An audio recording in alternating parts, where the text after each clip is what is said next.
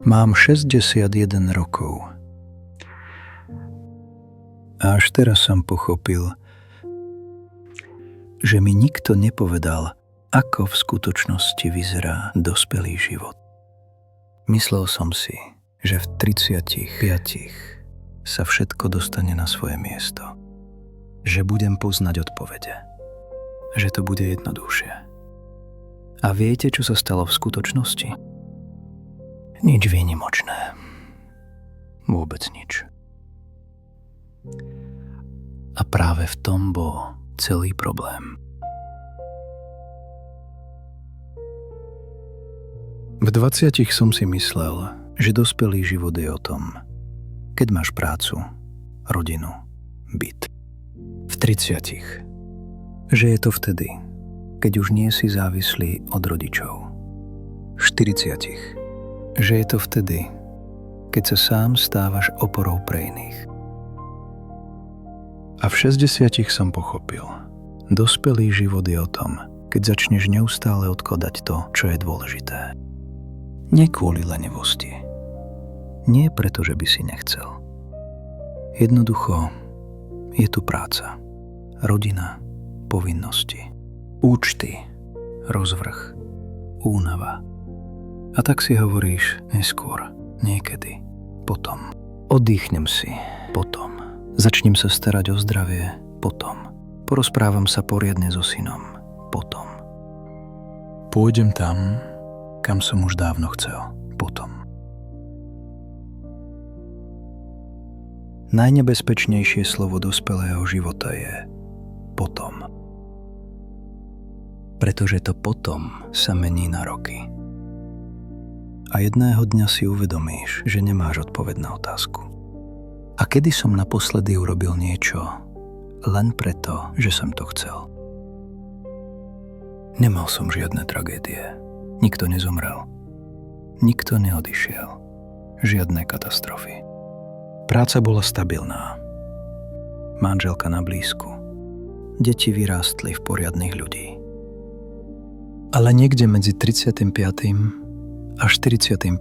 rokom sa život stíšil. Nie v zlom zmysle, len tichší. Radosti bolo menej. Nezmizla, len menej.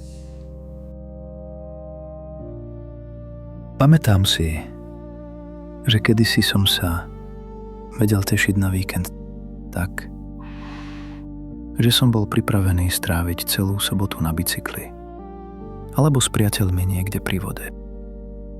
A potom sa víkendy stali dňami, keď bolo treba dokončiť to, čo som nestihol cez týždeň.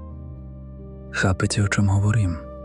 Nebol žiadny moment, keď sa všetko zlomilo. Jednoducho sa dni začali podobať jeden na druhý. Ráno, práca, dom, večera televízia, spánok.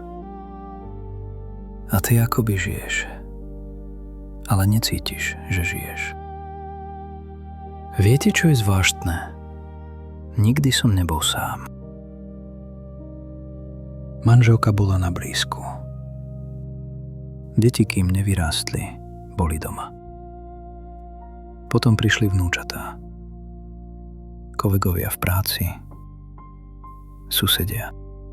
Ale niekde okolo 47. roku som pochopil, že som osamelý. Nie v tom zmysle, že by ma nemal kto objať, ale v tom, že nemal som sa s kým porozprávať. Rozhovorov bolo veľa. O práci, o peniazoch, o tom, čo sa doma pokazilo. Ale skutočných rozhovorov, keď nehovoríš o problémoch, ale o tom, čo cítiš, bolo takmer vôbec. S manželkou sme si zvykli riešiť rozvrh, kto čo kúpi, kam pôjdeme cez víkend. S deťmi, ich školu, ich prácu, ich plány. S priateľmi. A kedy som sa vlastne naposledy stretol s priateľmi nie na narodeninách a nie na pohrebe? Blízkosť, tá si vyžaduje čas a pozornosť a úprimnosť. A ja som nemal ani jedno, ani druhé, ani tretie. Nezlomil som sa. Nestal som sa slabým.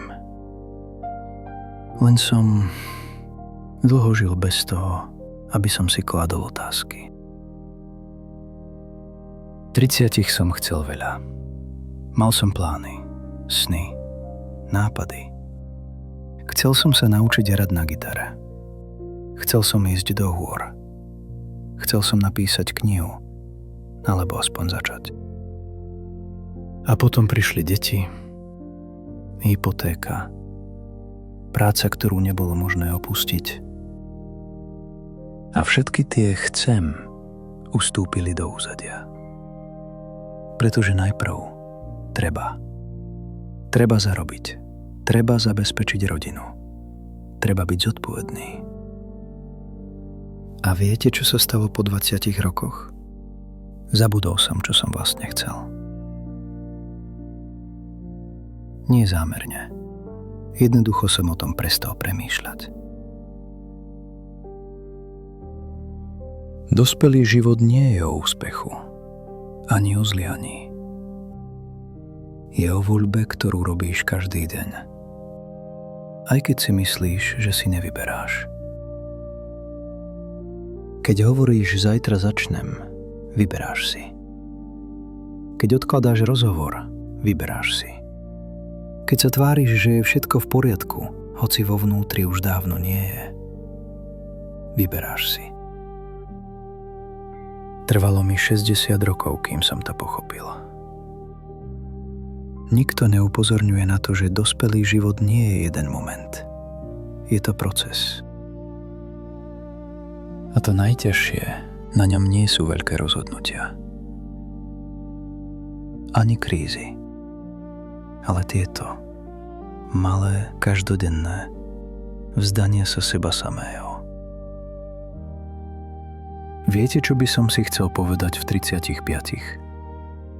Nie rob to takto, ani nerob to takto. Ale jednoducho. To, čo sa s tebou deje, je normálne. Nie si pokazený, nie si slabý, nie si sám. Dospelý život je jednoducho taký. Tichý, ťažký, sivý, rovnaký. Ale to neznamená, že taký musí aj zostať. Nevyzývam vás, aby ste dali výpoveď z práce alebo rozbili rodinu. Len chcem, aby ste počuli. Ak cítite to isté, je s vami všetko v poriadku.